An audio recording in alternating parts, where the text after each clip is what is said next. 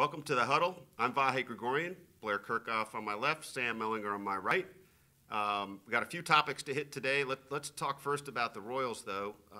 Yesterday, pretty dramatic win. Sal Perez with a home run in the 8th inning after they botched a 3-0 lead. Sam, when you look at a game like this, after the sort of funk they've been in, it's probably a cliche to say, oh, this is automatically a catalyst, but it is the sort of thing, isn't it, that can be a pivot? Yeah, man, nobody can ever explain, sort of why these things, good or bad, start or stop. But I thought you had a good point in the column about if you were going to create a scenario to get a team out of a slump like that, it might be, you go up 3-0, you're tied 3-3, those thoughts start to come into your head about here we go again maybe, and then, your catcher hits a home run and Greg Holland comes in and saves it and everything, and the day is saved, But who knows? Like, if they lose tonight, what does that matter? Right, and did anything carry through? I'll be Mr. Negative about this. I was more concerned about them losing the 3-0 lead, especially with Herrera. One of the relief pitchers who you've come to trust. Yeah. HDH, and they give up the lead, and I'm thinking this would be a disaster, a total disaster. I think it would have been the worst loss of the whole little streak. That's here. right, because they're one of their great stats from last year was record with a lead after 6 innings, 7 innings, 8 innings, and here they had a 3-0 lead into the 7th inning and lost the entire lead. And Perez saved them with a home run. I don't see it as much as a catalyst, as much as a relief, a sigh of relief win for the Royals. Yeah, I guess we'll see which one it is. They needed it though, and one thing we were talking about before we started on air, if that's what we call this, was every team does go through this one way or another, and it's not proof that the Royals are headed to the World Series, that the last 10 World Series winners all had slumps of similar duration, but it probably is just a reminder to us, one of your favorite terms, Sam, sample size. Yeah. This is a little sliver of a season, and the first 40 games before this were a pretty different look. Do we really know anything about where this team's going yet, other than what we think we see with the eye test? No, nobody knows anything. I mean, the Royals are a game behind the Twins, who I have really started to think of as the 2003 Royals. Like, I don't believe that team is going to do what they've done. But I've seen enough with the Royals to believe that they are a good team. I don't know for sure that they'll make the playoffs. None of us do, but I think for sure they'll be in it.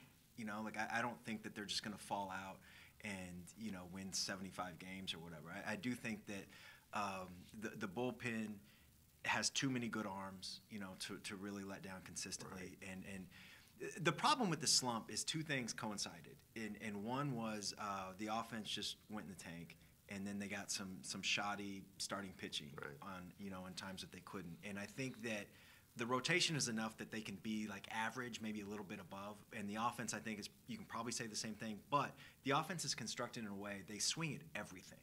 And when they're on, they're second in the league in runs like they were 4 weeks ago or 3 weeks ago or whatever. But that also lends itself to a lot of inconsistencies. And when those guys all get cold at the same time, it can get ugly. One of the other things we've been thinking about and talking about a little bit is also baseball related, and it's the horrifying sight last week in Boston of the woman being hit by the splintered bat off Brett Lowry's broken bat. There's a call for action again now, as there should be, and what's the solution, though? To what degree can we make everything safe enough? Well, that's a good question. I think that's the question that baseball has to wrestle with right now. We were citing some stats before we turned the camera on here.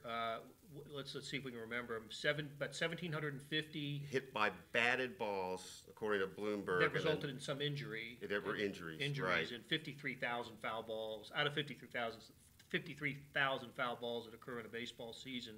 That seems to be a pretty high percentage to me, higher than I would have believed.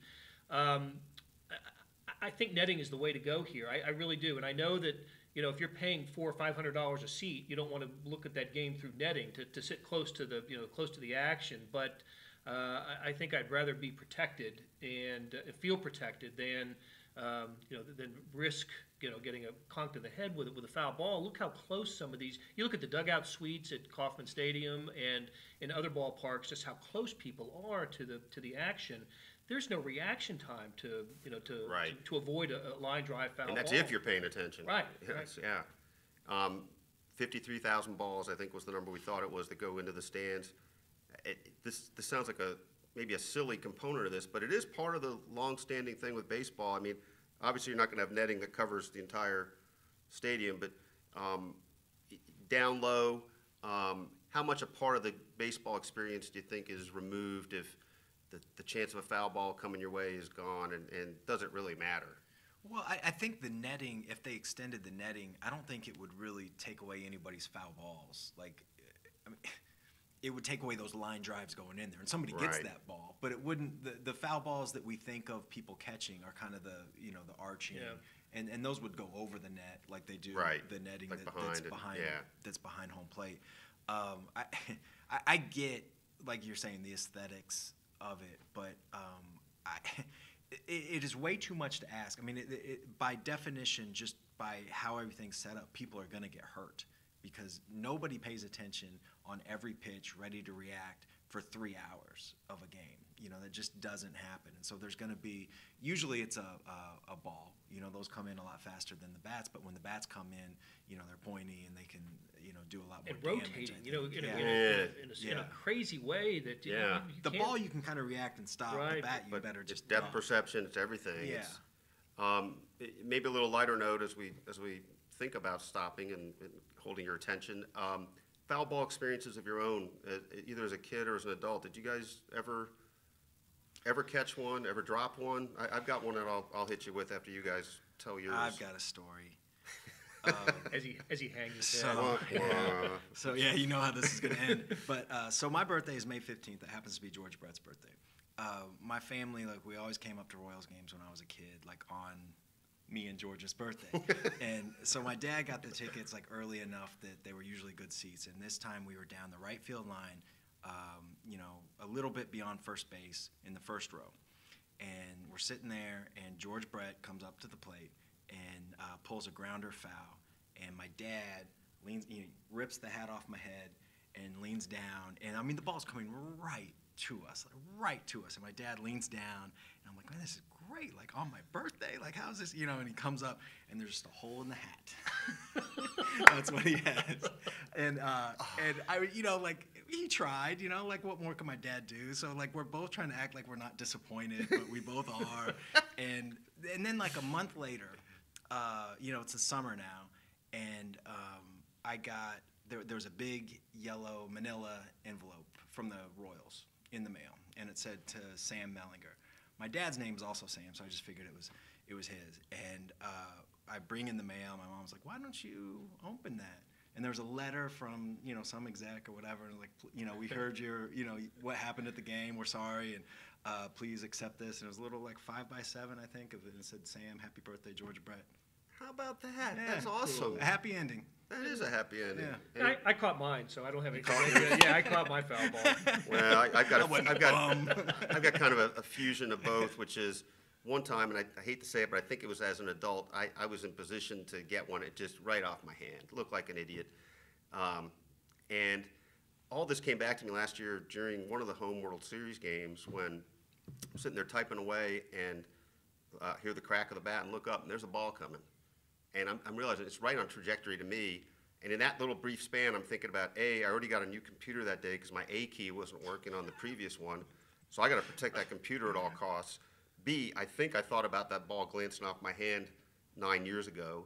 And I remember thinking, there's a couple ways I can go here. I can try to catch it and make a complete fool out of myself and have the computer break on national TV, or I can do something safe and stupid.